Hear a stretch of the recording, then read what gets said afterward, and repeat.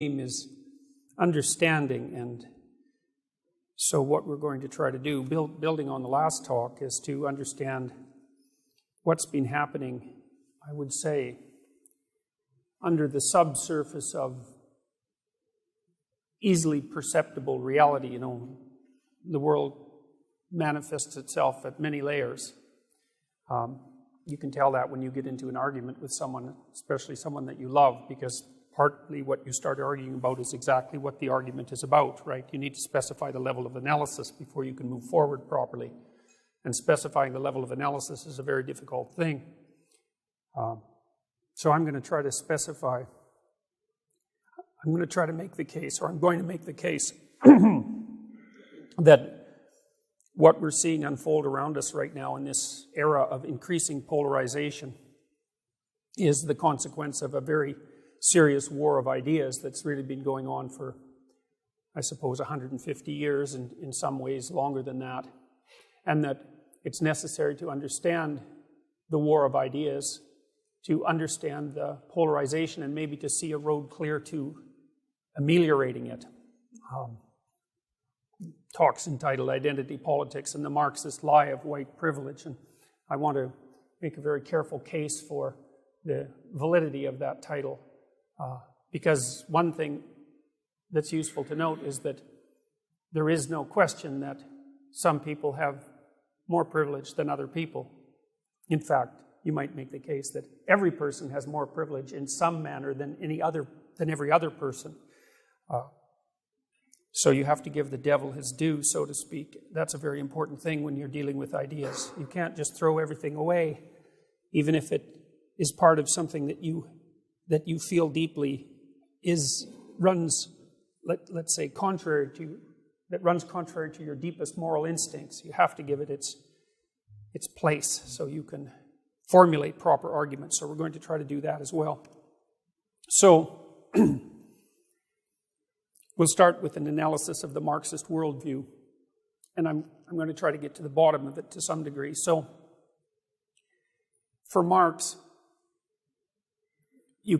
history itself could be viewed as a never-ending sequence of battles between the oppressed and the oppressor. Now, Marx was more specific than that because he took an economic view of history, a deeply materialistic view of history, and believed that people were fundamentally motivated by economic motives. I never did buy that because I think one of the problems with that theory is that it doesn't ever answer the question what it is that people value.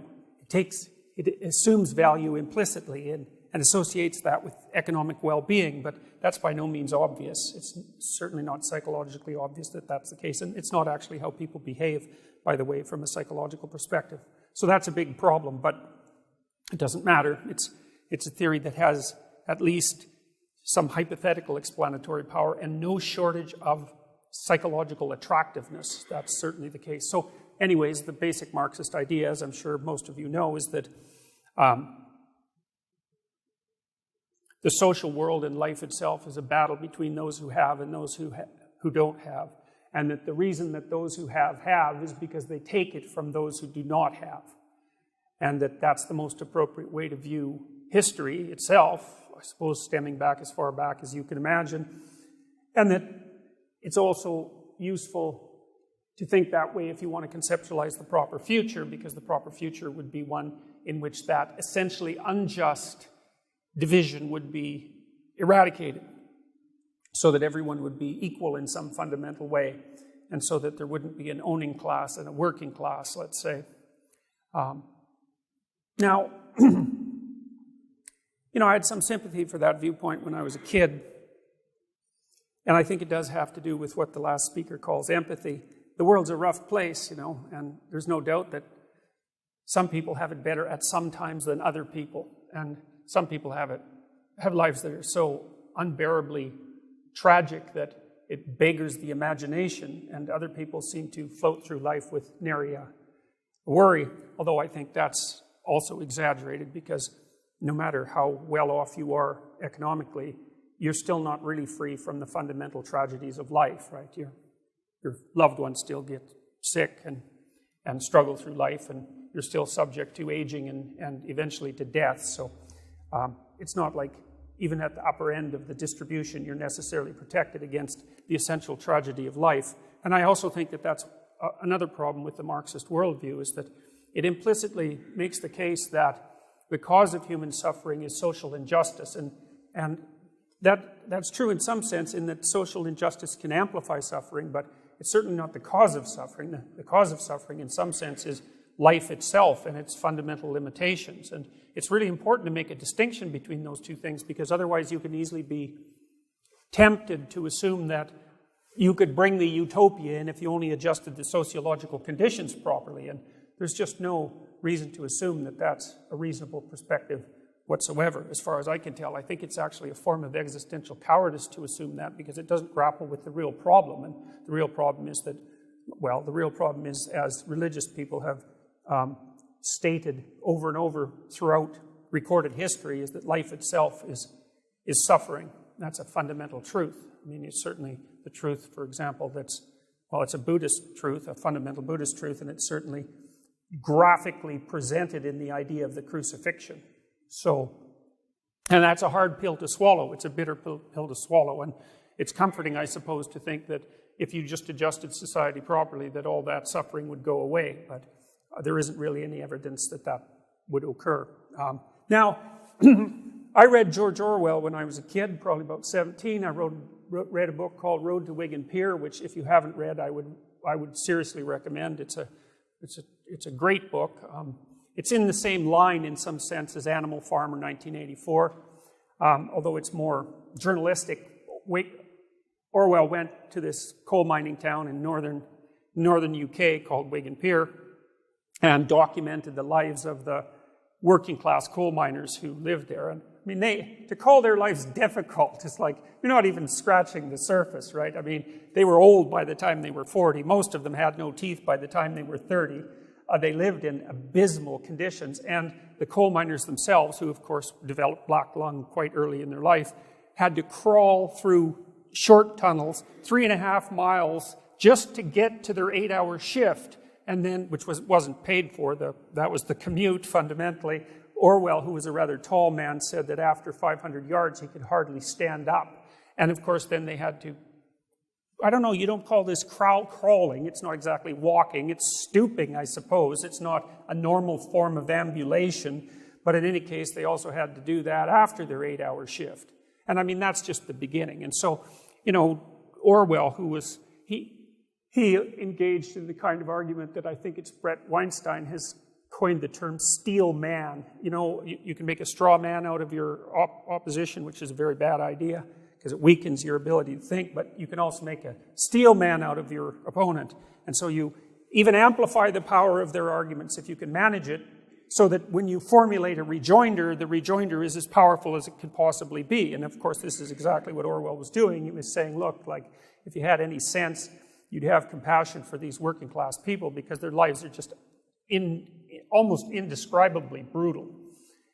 But then, you know, in the last half of the book, he wrote this for the Left Book Club, which was a socialist book publishing entity that put out, I think, a book a month. And in the last half of the book, he switched to an analysis of what he saw as the failure of the Labour Party in the UK to attract as much attention, as much support from the general population as you might predict given the dismal conditions of the working class.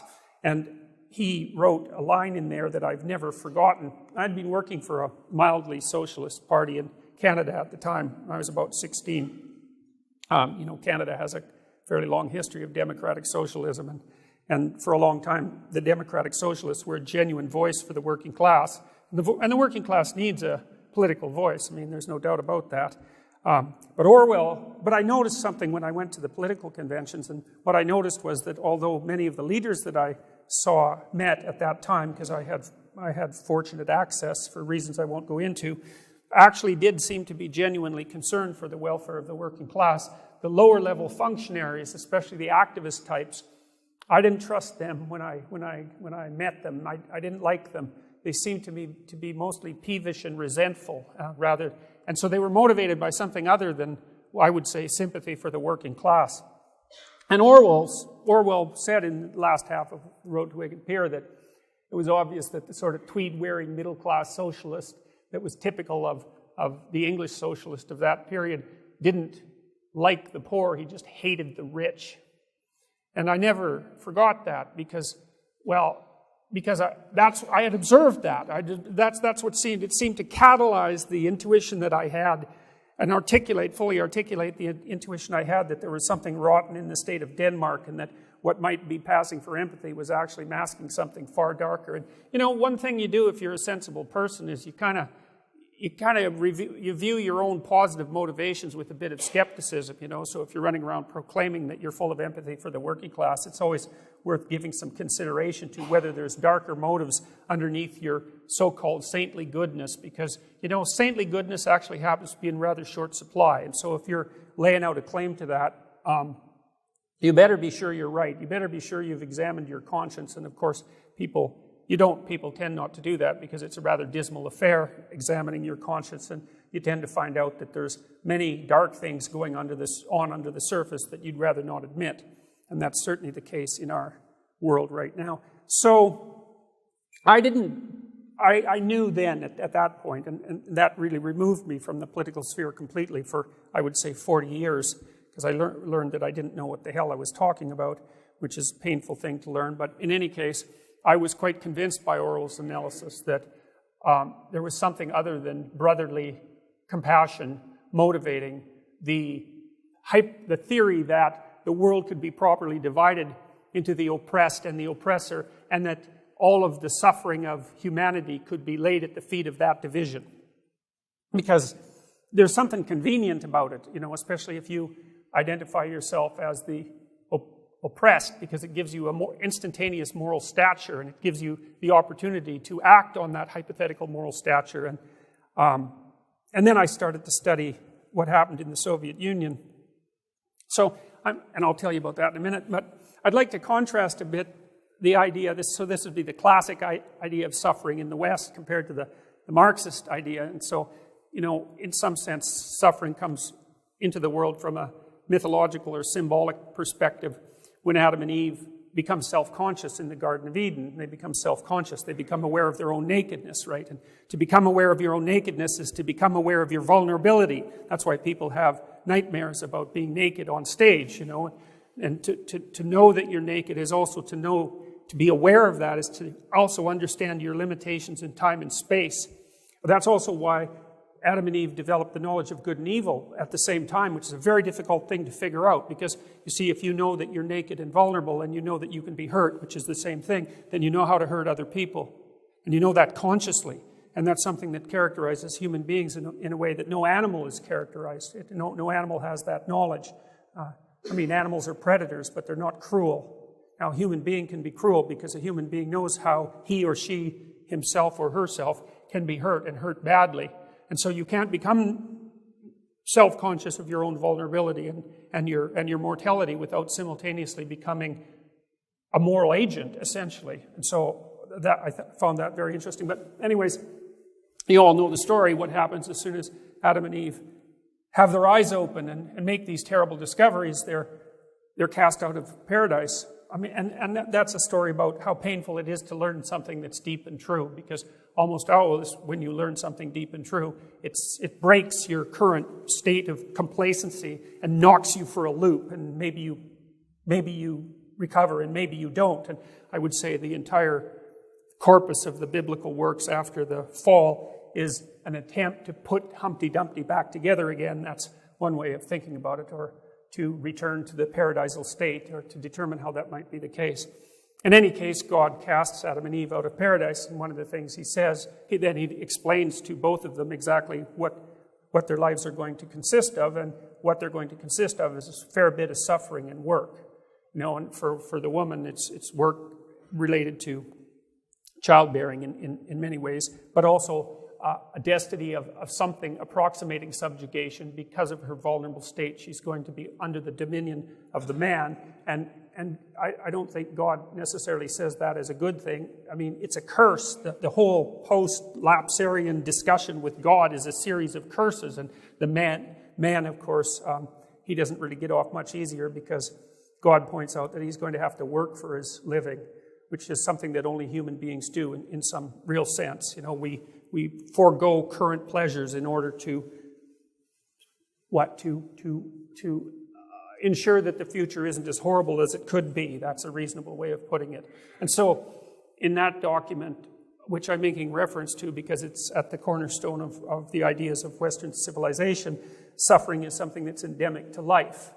And of course, you have a choice about what you're going to do about that. One of the things you're supposed to do about that, I suppose, in principle, if you're a Christian, is accept that voluntarily, which is a very terrible thing to do. And that's associated, I suppose, with the imitation of Christ and with the idea that everyone has a cross to bear. The idea is that you have to accept that voluntarily, right, and take individual responsibility for it. And that's no joke. I mean, that's a hell of a thing to lay at the feet of someone that's vulnerable and mortal. You know, you might think that it's only the sort of burden that a God could take on voluntarily. Anyway, so suffering is built into the structure of existence, and there's no one there to blame except the human, original sin. I suppose that's one way of thinking about it. The proclivity of human beings to be self-conscious and to undermine ourselves constantly. It's laid at the feet of our intrinsic being. It's not someone else's fault. Now, you see that also laid out in the story of Cain and Abel, which is a remarkable story. It's only about a paragraph long. It's one of the most amazingly condensed stories that I've ever come across. And Cain really tries to blame his suffering on God. You know, his sacrifices aren't accepted. He doesn't really know why. The story kind of implies that maybe he's not putting his whole heart into it, you know, and he's very angry about the fact that he's breaking himself in half, you know, offering up these vegetables, and God is rejecting them. And whereas Abel, it's like he makes his sacrifices and God smiles on him and everybody likes him, and, you know, he's a good guy too, which is really annoying, because if you're successful, you should at least have the decency to be a jerk about it. So, you know, Cain has a little chat with God, and he basically says, you know, what kind of stupid universe did you make? Here I am breaking myself in half with all my sacrifices, you know, denying myself pleasure in the present so that I can regulate the future just like I'm supposed to, because it's the sacrificial discovery that's equivalent to this discovery of time. That's really something to know. And, you know, God basically tells him that it's his own damn fault that his sacrifices are being rejected, and that he's allowed sin to come into his life and, in some sense, interact with him creatively. There's a sexual metaphor in there. It's as if Cain has invited sin into his house and mated with it in some sense, and given rise to some monstrous thing that's now possessing him. So it's a creative union with resentment and hatred. And so God basically says, well, you know, why don't you go get your own house in order before you criticize the structure of being. And that's exactly what Cain doesn't want to hear. And he's not very happy about it, and his countenance falls, right? And then what does he do? He goes off and kills Abel. And then, you know, and he kills his own ideal. So that's a hell of a thing to do to yourself. You have to be pretty enraged before you'll destroy your own ideal, because your life is basically over at that point. And, you know, Cain says to God, after God gets wind of this, that his punishment is more than he can bear. And then, you know, the next story is the flood. And it's not accidental that those two stories are juxtaposed in that manner, because if that way of thinking propagates through the social world, which happens to Cain's descendants, by the way, then all hell breaks loose and everything's washed away. And so, you know, the story is set up so interesting that you have this initial description of the emergence of suffering into the world, and then right next, the next story is the division of humanity into two warring forces, essentially, one of which is willing to make the proper sacrifices, whatever those happen to be. You know, and modern people make sacrifices all the time. We've transformed it into a psychological reality. You know, you make sacrifices so your children can attend university, you know, and immigrant families, first-generation immigrants, sacrifice the possibilities they had in their home country for a better life for their children. And we all make bargains with the future, you know, and that's a particularly human thing to do. And sometimes our sacrifices don't seem to be accepted, and that can make us very bitter. And, you know, that's the Cain and Abel story, is a story of that bitterness, and there's a real reason for the bitterness and resentment, but the story makes it quite clear that that is not the proper way to react. Everything is washed away if enough people act that way about the structure of reality. And so, thing you might ask yourself too is, well, how do you know about the Marxists? How do you know if most of them had sympathy for the working class? Maybe that was genuine. And how can you distinguish that from resentment of the successful, let's say, by whatever means or along whatever dimension that's defined? And I would say, by the murders. So that's how. Because it seems to me, and this is a case that Solzhenitsyn made very, very clearly in the Gulag Archipelago, which is a book that every high school student in the United States should read, and none do. So none of them know about any of this. And that's an absolute crime, and it's a consequence of the, I would say, leftist domination of the education system, because it's a crucial document, maybe the crucial document of the 20th century, and we fought a whole Cold War over those issues. We put the planet at risk to lay that genocidal ideology to rest, and we haven't done it, and that's worth thinking about. But, you'd think, and so Solzhenitsyn, he knew that there were, that ideas had other ideas wrapped up inside them in some sense, that an idea had a manner of unfolding in time and space, in some sense like a computer program. Once you put it into a computer, it had, its internal logic would reveal itself across time and space inevitably. And when the internal logic of Marxism revealed itself, then hundreds of millions of people died.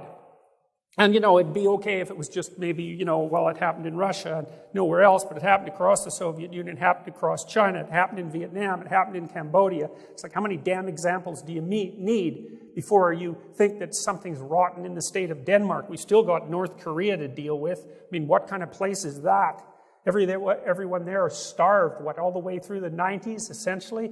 It's a monstrous state, and it could still embroil us in an absolute catastrophe. So anyways, as far as I'm concerned, the historical evidence is in, and that the idea that the Marxist doctrine is genuinely based on sympathy for the working class is a lie. That history itself has shown that that's false. Now, maybe the revolutionaries back in 1917, they didn't know. They were, there was trouble in Russia in 1917, right? It was an ugly situation. And maybe they had sufficient justification to assume that their utopian vision was a historical possibility. I'm not convinced of that, by the way, but I think you could make that case. I think they were motivated by resentment and hatred right from the beginning. But you could make the case that at least they also had the benefit of ignorance, but we don't have that now. It's like, I don't know how much proof you need. If you need more proof than the 20th century provided, then the next layer of proof is going to be the annihilation of everything, because we came very, very close to that a number of times, especially in the late 20th century. So I'm buying the resentment and hatred story over the we're all possessed by empathy for our fellow suffering human beings story. So especially because I don't think that you get to be good just by adopting the proper ideology. I don't think that's how it works. That's a little bit too simple-minded in my estimation. Being good in a genuine sense is a very difficult thing. It means the opposite of being evil. And if you don't think evil exists, then you're not awake. And the opposite of evil, since evil is so attractive, is something very, very difficult to attain. And you don't get to portray yourself as good just because you've learned in a week the tenets of, let's say, postmodern neo-Marxist theory, which a week is about all it takes to learn them. In fact, you could probably learn them in an afternoon if it was sufficiently propagandistic.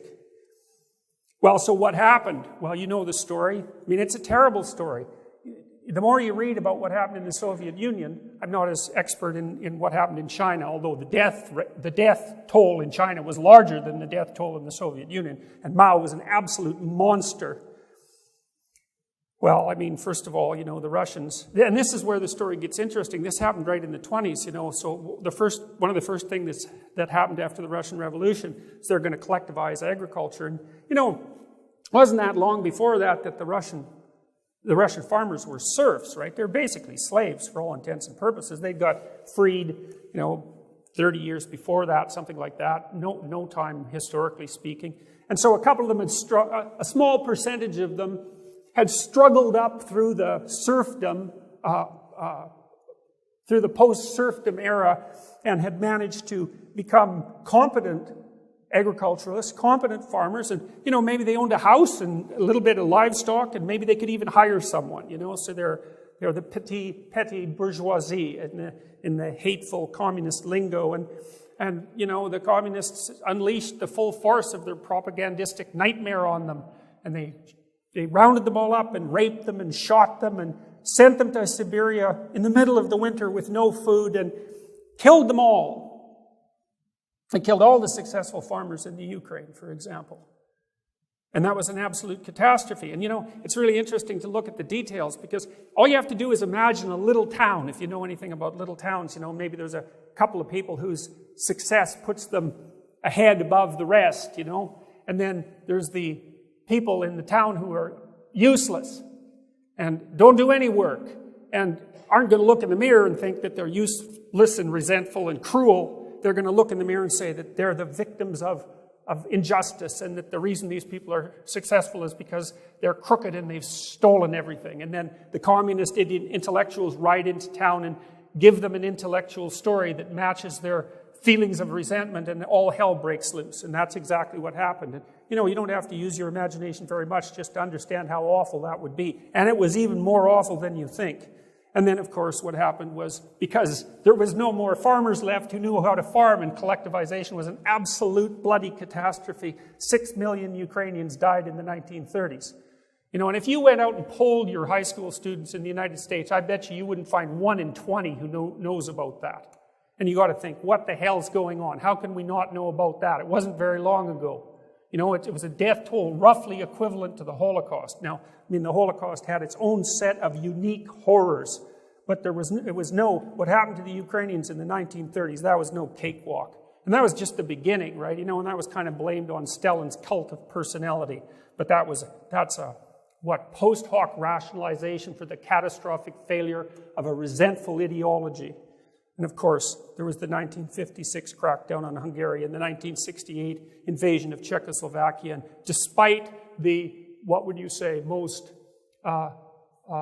pious wishes of the bloody Western intellectuals, the Russians, the Soviets kept doing exactly what they shouldn't have done if they were proper moral agents. But the intellectuals, generally speaking, were too hidebound and arrogant and resentful to notice what was happening and to comment on it, with very, very, very few exceptions. Orwell had a hell of a time getting Whig and Peer published. You know, it wasn't the sort of thing that the Left Book Club wanted to hear. And it just got worse from there. And I mean, it's not like people didn't know in the West. Malcolm Muggeridge had documented what happened to the Kulaks pretty nicely in the 1920s. Because, you know, it was complicated. We might have hoped that the Russian Revolution would succeed, and then the Russians were our allies in World War II, and, you know, the whole Spanish Civil War messed things up from a conceptual perspective. But it wasn't like the intellectuals could have known. Orwell knew. Other people knew. Malcolm Muggeridge knew. So it was head-burying in a terrible way. It's right, looking the other way when massive crimes were being committed. And the intellectuals in the West bear particular responsibility for that. So anyways, look, by the late 1960s, however, the stories that had come out of the Soviet Union and the historical evidence for their misbehavior had become so overwhelming and so awful that even the most stubborn of idiot French intellectuals had to admit that there was something up, right? And that would include people like Jean-Paul Sartre, who really didn't repudiate the Communist Party till approximately 1968. He wasn't a card-carrying member, but he was certainly a sympathizer, and there were no shortage of sympathizers for Marxism among the French intellectuals, far longer than there was any moral justification for that. And again, I attribute that kind of willful blindness not only to a tremendous intellectual arrogance, but also to the unwillingness to cast aside their essential resentment. So then, you know, and then certainly even if Marxism wasn't completely dead as a moral force by the 1960s, it certainly was dead by 1973, 1974, when Solzhenitsyn published the Gulag Archipelago, because that was a book of unparalleled moral force, and it absolutely demolished whatever moral and intellectual credibility communism had ever had by documenting the causal relationship between the underlying doctrines and the genocidal consequences that followed. And Solzhenitsyn did it in a way that, well, no one has ever been able to repudiate. I mean, people will call him a reactionary now and cast aspersions on his name, but that doesn't mean they address the underlying argument, because they don't, because they can't, because it's not addressable. And so, Solzhenitsyn took an axe to the rotting tree and was one of the forces that had it fall. And, that was very disturbing to the French intellectual types. They weren't the only people who were trying to propagate the remnants of Marxism in the West. There's the Frankfurt School that was made reference to earlier, although I think the postmodernists are a much more insidious force than the Frankfurt School, because their Marxism is more hidden.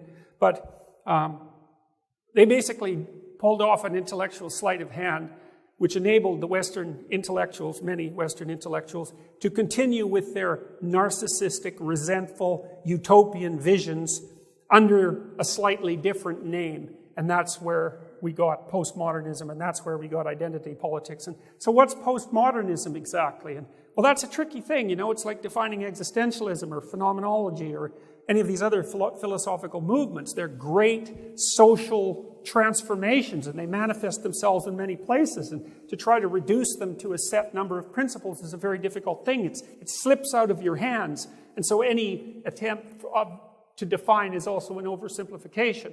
But nonetheless, we'll proceed with our oversimplification, because we have to do that to some degree to think. So postmodernism is an attitude of skepticism, irony towards and rejection of grand narratives. Well, that's a problem. It's grand narratives that hold cultures together. So it's fine if you reject them, and you can also point out that they're narratives, and you can also point out that they're in some sense grand fictions. And I'm an admirer of fiction, because fiction can tell you the truth sometimes in a way that fact can't.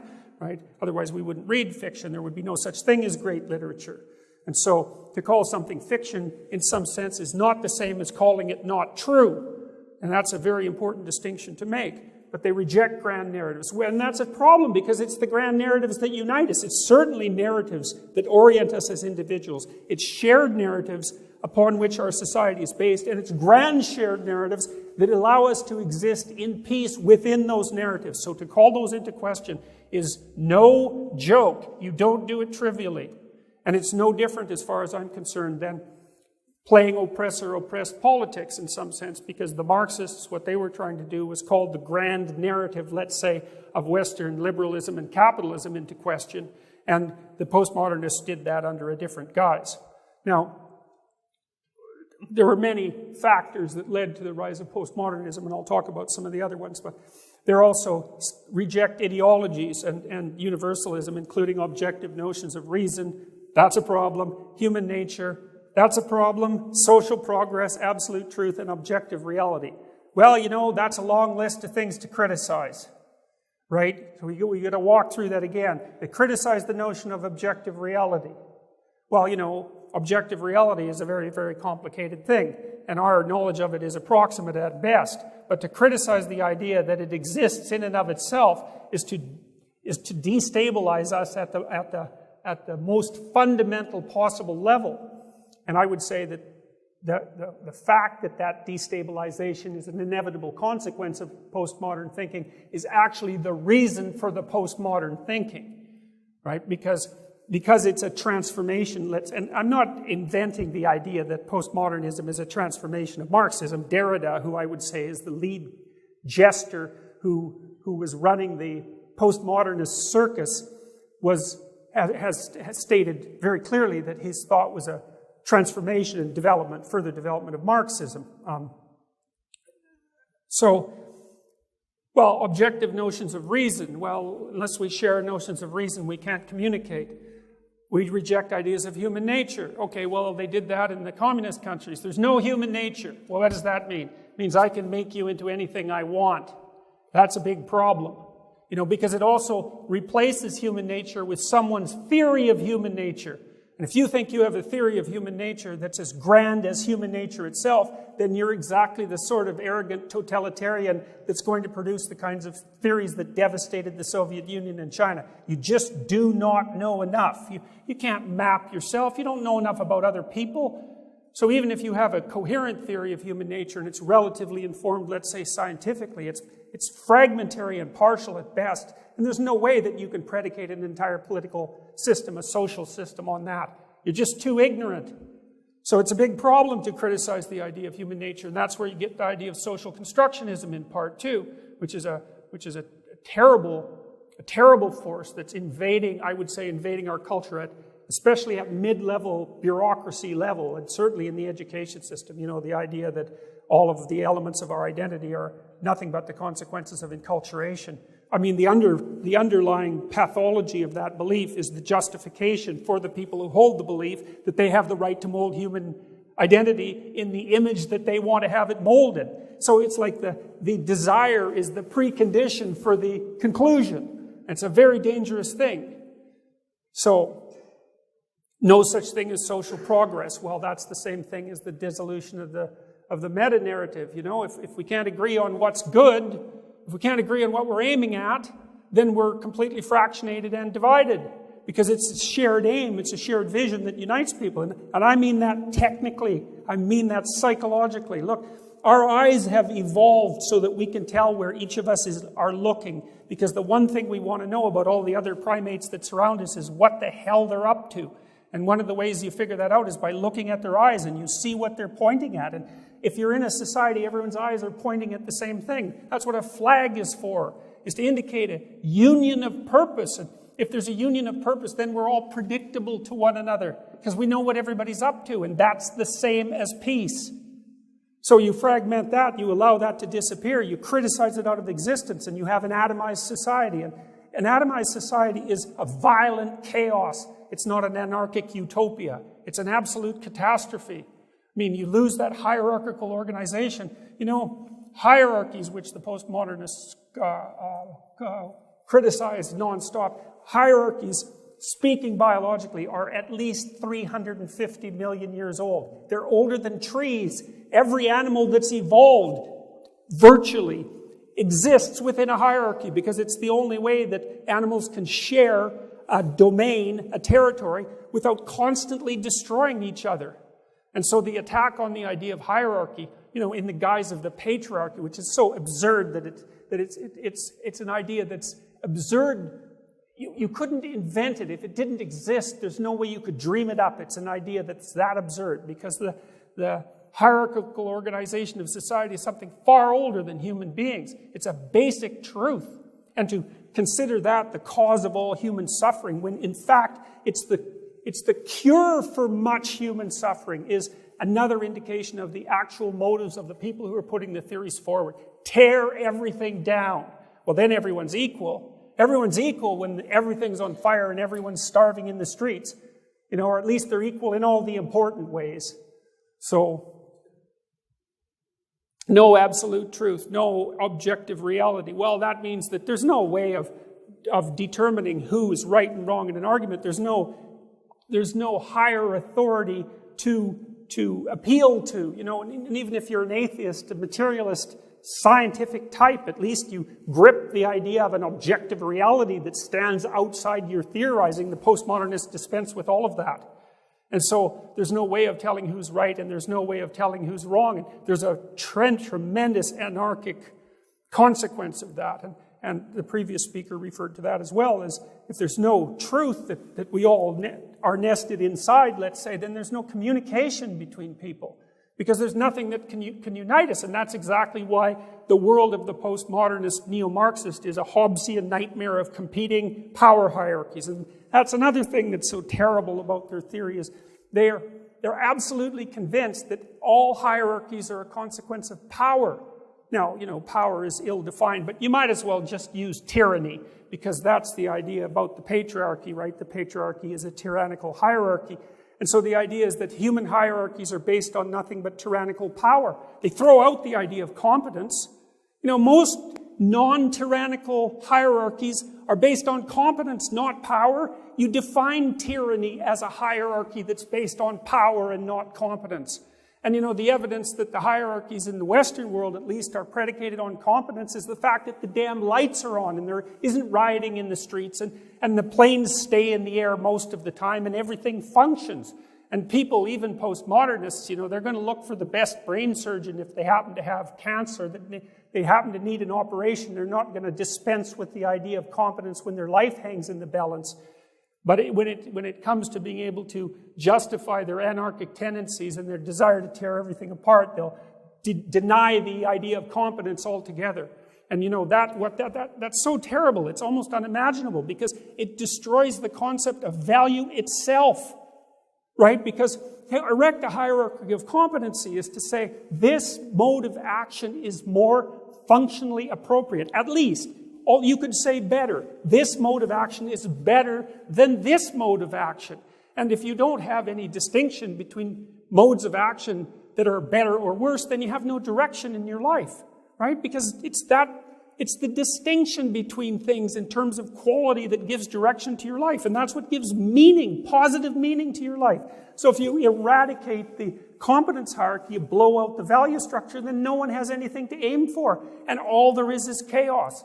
You wonder why people are depressed and why they're nihilistic, especially after they go through enough university postmodern training. I mean, if you understand that and you swallow it, then there's no up and there's no down. And, that's another reason why it's so useful to consider the view in Genesis of human suffering. It's intrinsic to the nature of human existence. And if you don't have a positive value to set against that, right, something to struggle for and something to live for, then all you have is the suffering.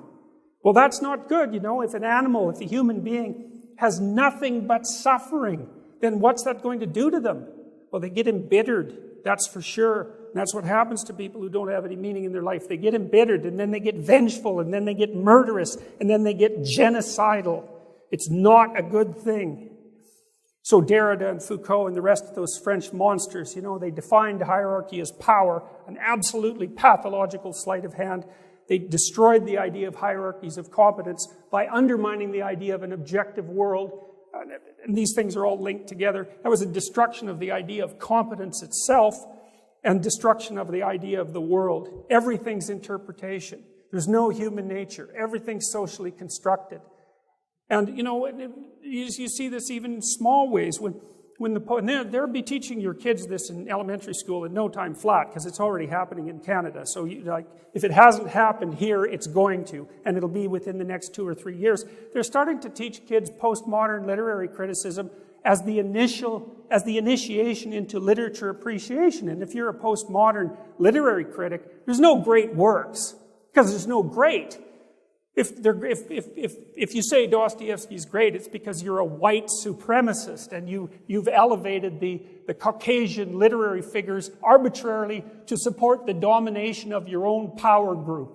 And if you take Dostoevsky apart, you don't look for what the author meant, because there's no author meaning. You look for how the author's works supports the power structure in which he was embedded. And that's all there is to literature.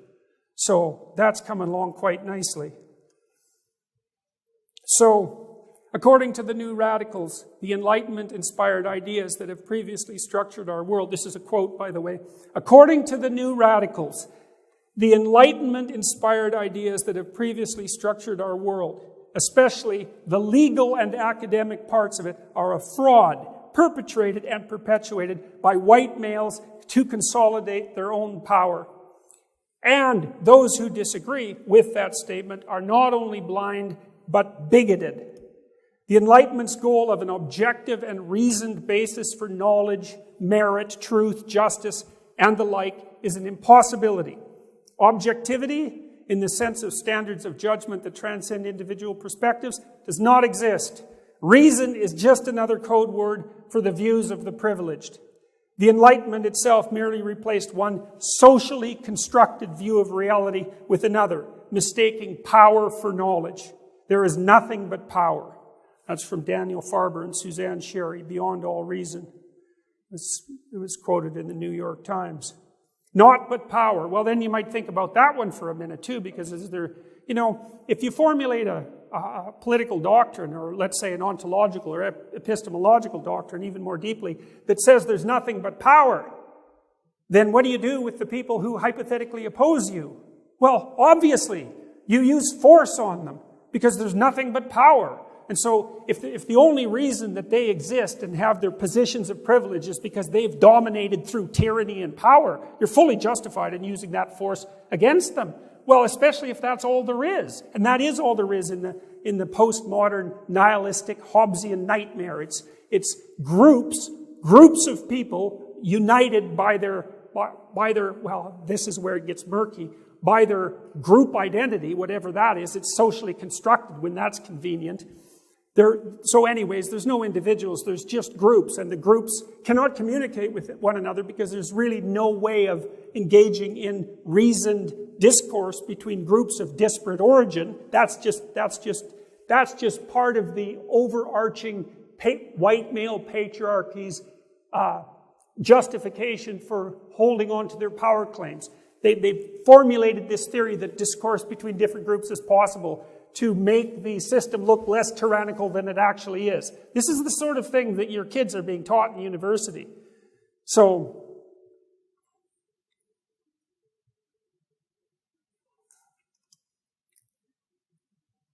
identity politics is the division of society into groups which cannot communicate or cooperate.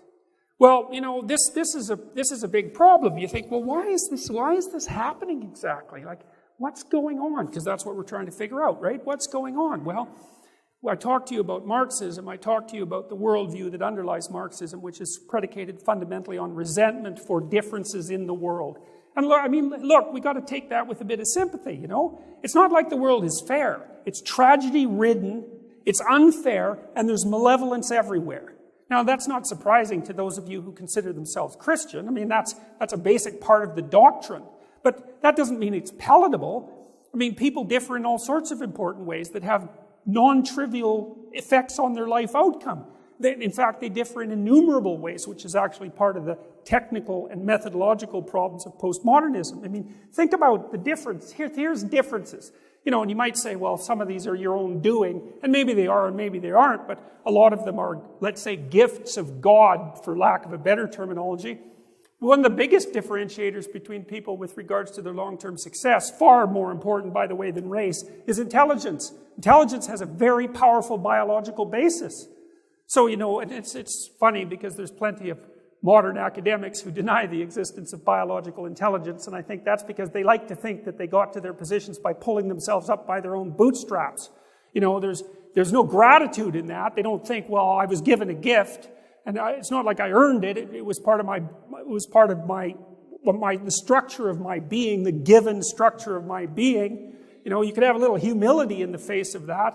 Well, so people differ by intelligence. They differ by temperament. Some people are extroverted. Some people aren't. Some people are very, very sensitive to negative emotion. Others are very emotionally stable. Some people are compassionate and polite, and some people are disagreeable and competitive. Some people are conscientious and others aren't, and some people are creative. And all of those have major effects on the way that life unfolds. There's accidents of geography. I mean, here we are in the first world. Well, that's a good deal for us, isn't it? Because the infrastructure is in place.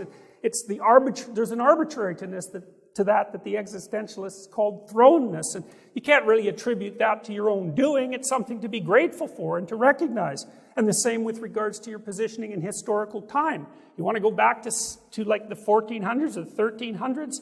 It seems unlikely. I mean, people worked, even in 1890s, they worked so damn hard that modern people can hardly even imagine it, right? I think one day in the life of a frontier pioneer would kill most of us in this room. Or if it didn't kill us, we'd at least wish we were dead. Well, then there's attractiveness. Attractive people do far better in life. And, you know, it's just no joke to be cursed with ugliness. And that's a major differentiator. And, well, the youth have advantages over the old, right? And, I mean, when you're old, maybe you're rich, because actually being old is a pretty good predictor of being rich, as it turns out, given that you've had a whole life to gather up resources. But I suspect it's the rare old rich person who wouldn't trade in all their money for a young body. So it's not exactly obvious who's got the upper hand there. The old person has the fruits of their labor, but the young person has the potential of the future, and you can't buy that. Health, well, you know, everybody knows people who were promising in 6 different ways who basically got cut off at the knees by some, you know, incomprehensibly arbitrary tragedy and cut their life short or produced an excess of suffering. Different sexes have different advantages. Women can have children. They can have multiple orgasms. It's not a trivial thing in the entire course of life. Men are bigger and stronger, but they die sooner. Women live about 8 years longer. That's actually quite an advantage. Some people are athletic, other people are weak. Some people are born wealthy. It's better to be born intelligent, by the way. If you're looking at future prediction, it's better to be born intelligent than to be born wealthy, at least in Western societies. Some people have an intact family structure and others don't. Some people have friends, some people don't.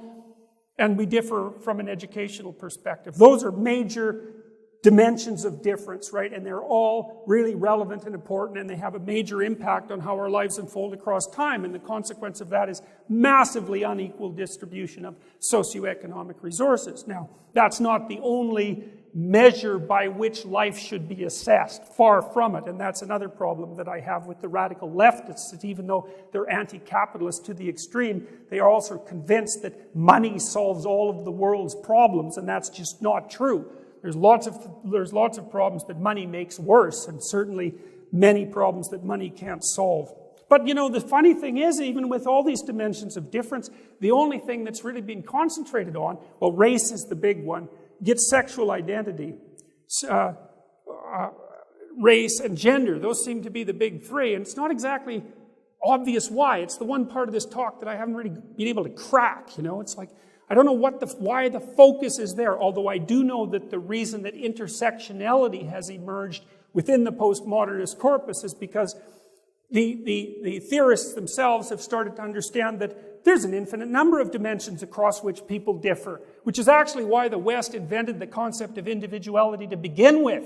Because if you fractionate groups down to the ultimate atomic level, you end up with the individual, and you have to treat the individual as a unique nexus of factors. And so the logical consequence of intersectionality taken to its final conclusion is the individualism of the West, which I think is extraordinarily funny, although I'm not sure we're gonna make it to the point where we rediscover that. But anyways, race has become the major issue. Why race? I don't know. Maybe it aligns most evidently with the oppressor-oppressed narrative. Maybe it's the simplest way that people can be divided apart from sex. But it does beg the issue. Well, what do you do with all these other dimensions of individual difference? And this also shows you the absolutely appalling scholarship that characterizes so much of the postmodern work. So look, there are all sorts of arbitrary reasons, semi-arbitrary, let's say, that determine our movement up status hierarchies or competence hierarchies as we move through life. And the other thing to understand is that your position in a competence hierarchy isn't an award that's given to you because of your intrinsic worth. That's the wrong way of thinking about it.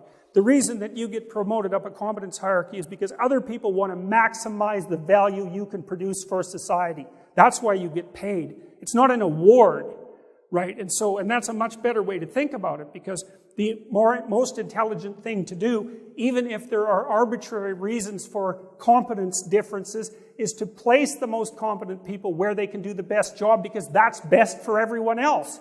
And if you have to pay them a bit more to motivate them, well, that's the price you pay for extracting the value that they can give to you and to the other members of society. It's not an award. It's not altruism. It's none of that. It's cold-hearted individual and social preservation, and it's the right motive. It lines everyone's motivations up properly.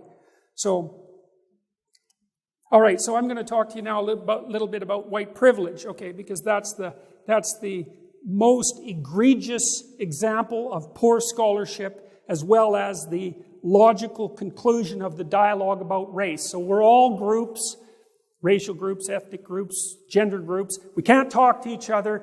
We're all involved in a power struggle across which there's no communication. And the white people, roughly speaking, have it best. And so this is Peggy McIntosh. She's all smiles. As Shakespeare said, you can smile and smile and smile and still be a villain. So that's how I look at this photograph. She's a nice grandmotherly type, but, that just doesn't cut it when you're talking about things like this. She's Associate Director of the Wellesley College Center for Research on Women. Research, yeah. This essay is excerpted from working paper 189, White Privilege and Male Privilege, a personal account of coming to see correspondences through work in women's studies. The working paper contains a longer list of privileges. Okay, well, what's her methodology for laying out what constitutes white privilege? The papers rely on personal examples of unearned advantage, as McIntosh says, she experienced in the 1970s and the 1980s. You know, in a social science, a reasonably well-developed social science, such as psychology, that gives you a failing grade in the first research project you do. You know, this is, at best, that's a hypothesis. At best, right? And just, it's derived from it's a weak hypothesis, because if you're going to formulate a hypothesis, it can't just be what you think. You should go do a little research and inform it, even before you get the damn hypothesis generated. And then you have to go actually do the testing to see if your hypothesis holds up. Like, we could say, well, racial discrimination plays some role in unfair inequality in the West. It's like, okay, probably, right? For all sorts of reasons. Well, how much? Exactly. Like, really, exactly. Is it more important than intelligence or less important? What about attractiveness?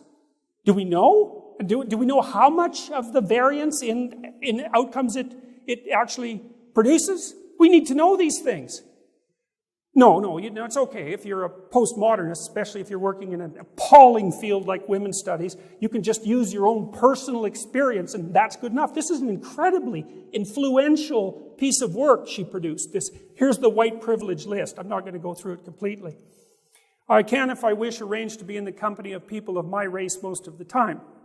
If I should need to move, I can be pretty sure of renting or purchasing housing in an area which I can afford and in which I would want to live.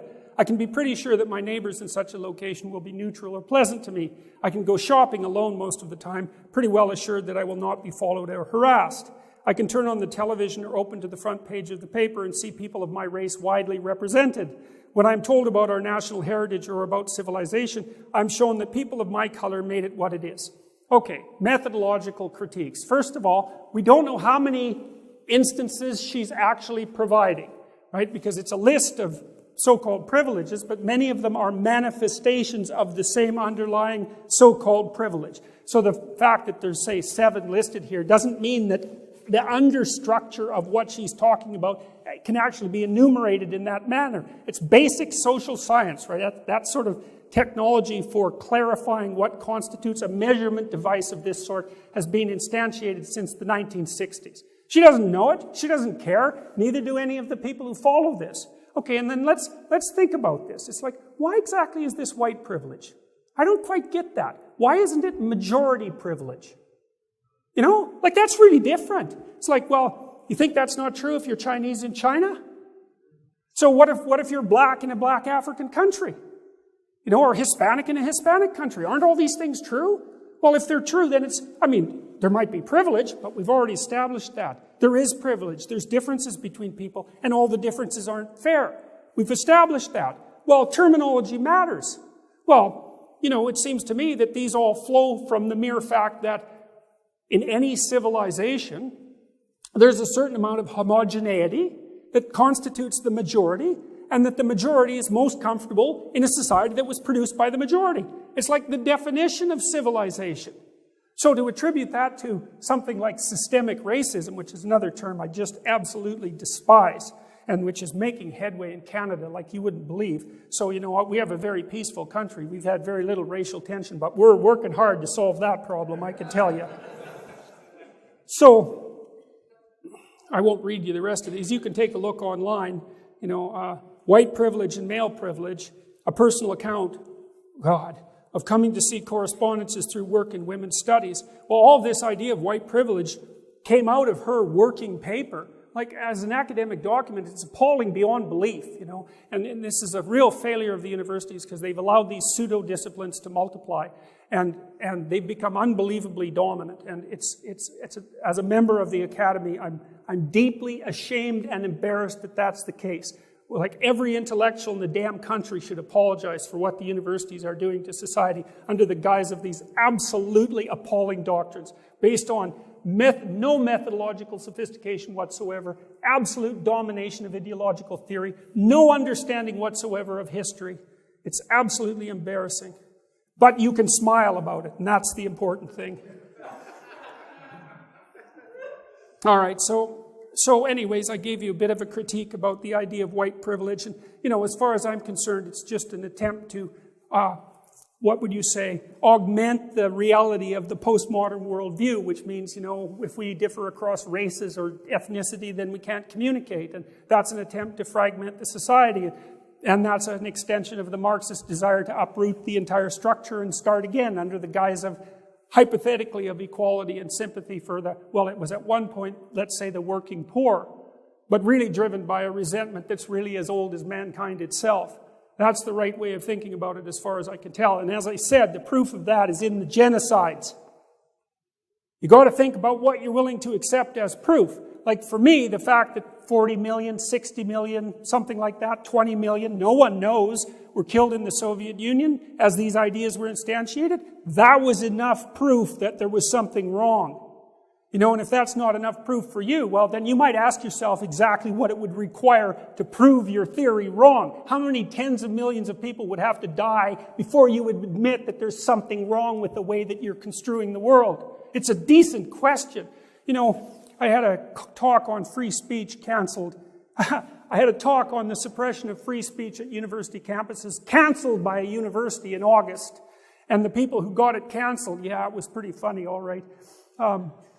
The people who canceled it came out and had a little after party, and a bunch of them came out with a hammer and sickle banner, because they were communists. And, the media covered that to some degree. And, if they would have come out with a swastika, there would have been a hell to pay. But a hammer and sickle, man, that's everyone's friend. It's like bringing your girlfriend a bouquet of roses, There's nothing wrong with communism, apart from the 100 million people it slaughtered. It's like, I don't know what the hell's wrong with us. And I've tried to puzzle this out. Like, why? It's pretty obvious why the Nazis have a bad name. We really don't have to go into that. But it's not so damn obvious why the communists, the Marxists, don't have an equally bad name. And that students can come out and protest with the hammer and sickle intact and act morally virtuous. And people don't recoil from that with absolute repugnance, which is, of course, the right approach. It's a very hard thing to figure out. So, maybe it has something to do with the universal utopian dream. It's at least universal, whereas the Nazi utopian dream was so delimited, that there was something more, aggressively evil about it, or obviously evil about it. Maybe it's that. But the net consequence was,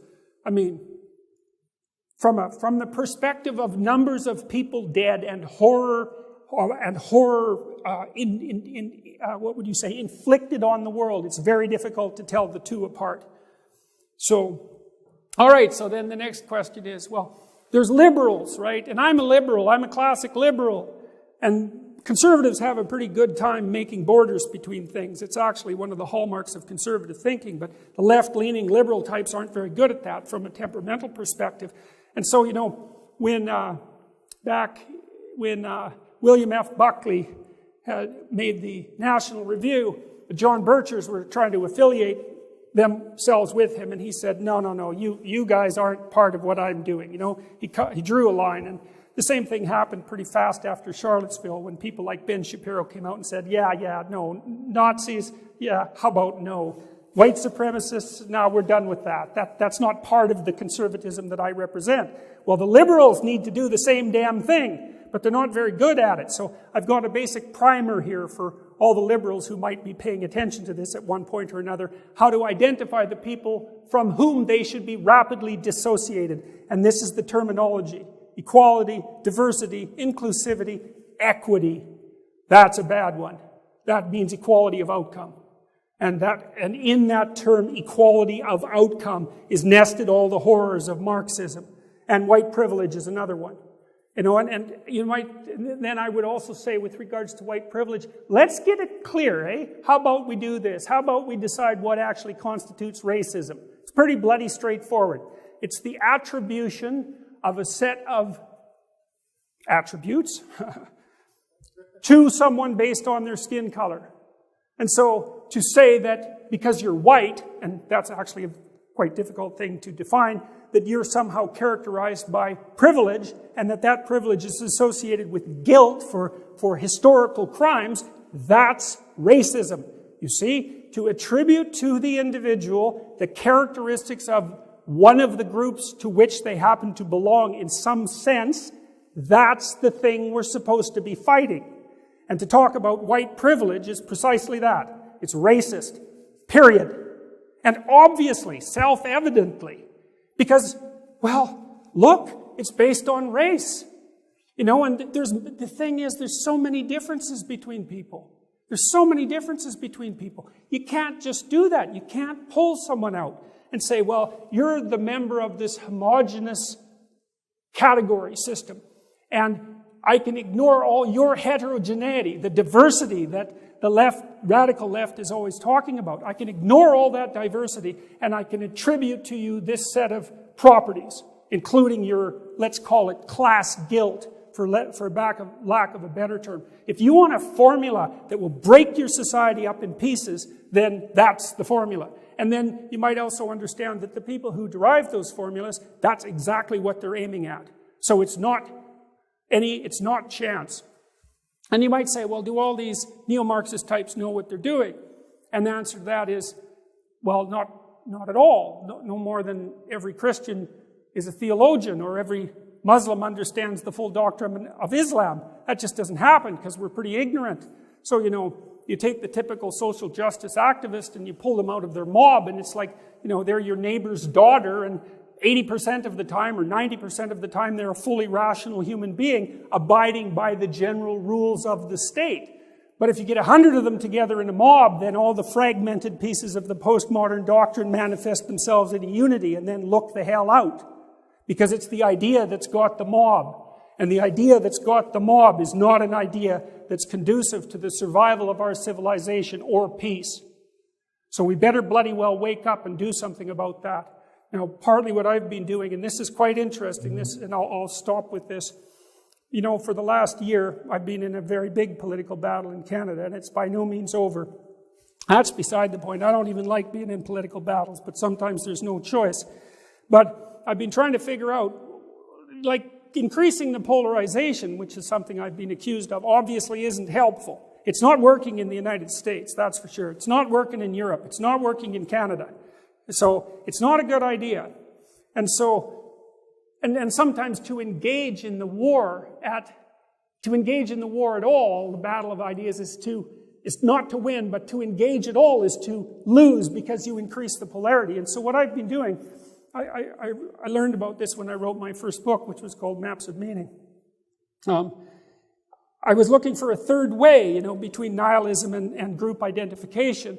What could be an alternative to those two? Because you need to identify with your group in some sense to have a purpose, right? That's being a civilized and socialized person. And if you lose that, then you descend into nihilism, and that's not good. But nihilism can kill you, and group identity can become totalitarianism. That's not good.